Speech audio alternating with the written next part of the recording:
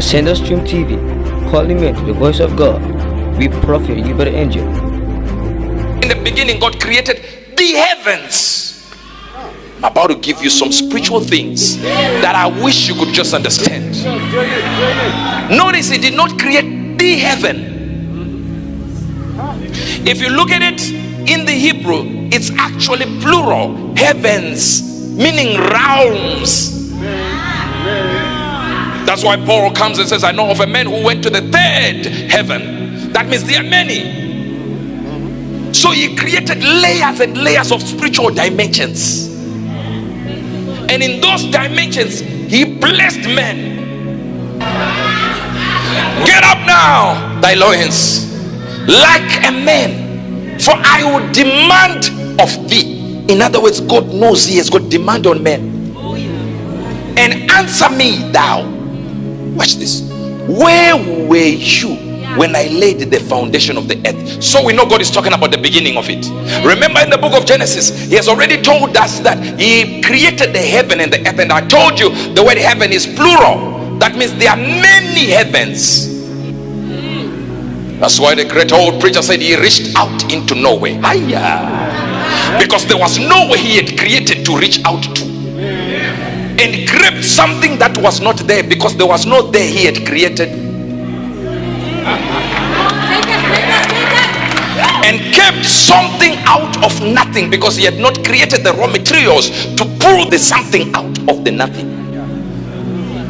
And then He formed the earth with no point of reference, because He had never created another earth. Then He put it in a location called there and told it to stay there. He had not created it there to stay. Who laid the cornerstone? You mean this whole spherical thing is a corner? Read the book of Isaiah. It tells you that the world is spherical. Even the book of Job, it tells you the world is spherical before the scientists got it. When the morning starts, meaning the angels, here is where we go now, because I know you are not getting me at all. Let me try here.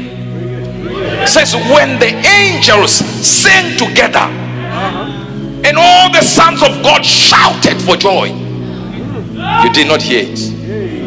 It means before we were created, before the earth was created, God was forming the earth, and in the grandstands angels were clapping. He will create a mountain and angels will be like, what is that? What is that? The dexterity by which He touched the mountains and formed them was surprising the angels, that they gave Him a name which was not a name. It wasn't even a title. They said holy, holy, holy, holy. It was an exclamation point where they were so surprised by how He was doing things that one angel said holy, another one said holy, another one said holy, and they've been saying holy until eternity future. Shocked by how He was doing things. It says when the angels clapped for joy. Here is my point on accessing the higher realms. Angelic beings are moved by agendas. The reason why you have not seen angels is because they are moved by agendas. What is the agenda that you are following that an angel can be pushed by an agenda? The thing that moderates, or rather the modalities of the operation of angels, is by the control of agendas. Their modus operandi, the way they operate, is they are controlled by agendas. When a man becomes consumed by the commission and the agenda or an assignment of God, angels also flow that direction. They don't come to you because you are prayerful. They don't come to you because you tithe. They don't come to you because you fast.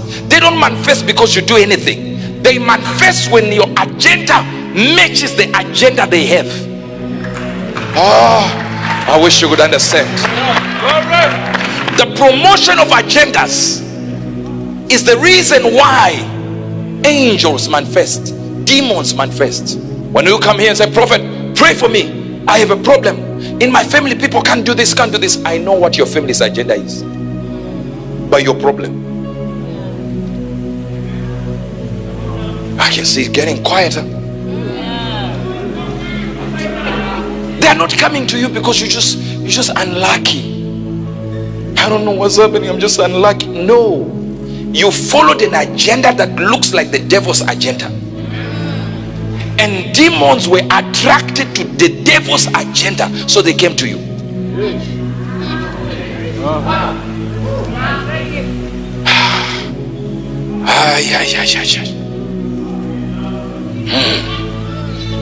You are an influencer in the realm of the devil. So whatever you are influencing with your agenda matches the agenda of demons. So demons are attracted to your environment.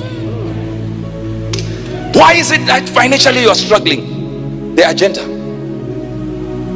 Why is it that God would give one resource only to the Israelites when they are coming out of Egypt, and there is no water, there is no food that he planned for them? He just gave them gold where they can't buy, with the gold in the desert. Because their agenda was poverty, and their agenda was never to get to the promised land for God. They were doing it for themselves. So when they got in the desert and it became difficult, they said, hi, what can we do? They said, now take the gold, create a calf that will lead us back to Egypt. When a man's agenda is not God's agenda, he will use the money and the prosperity God gave him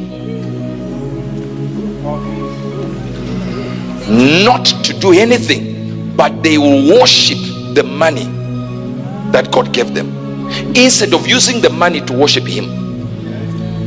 Most of you worship money. You can do anything for money. You can die for it. Imagine right now, you go to work, you arrive on time. Church,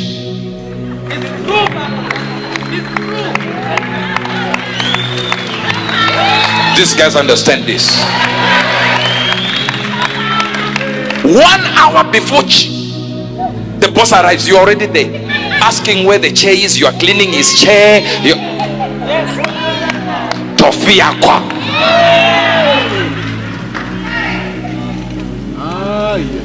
So your agenda is to use money not to worship God, but to worship money. Some of you did not even, some of you who are watching me right now, you're watching me from work. You are even stealing time, sneaking out to go and watch, because you told the boss, I can come on Sunday, just as long as there is money higher. You are literally worshiping money. When people have an agenda that is different from God's agenda, demons are attracted. Angels are also attracted to an agenda to do with God. That's why Moses said, if you don't go with me, I will not go. What is he saying? He's saying the only safe environment is when God is involved. If he's in the location, I will go. If he's in this place, I will go. Because the environment that makes a man safe is the environment where the presence of God is.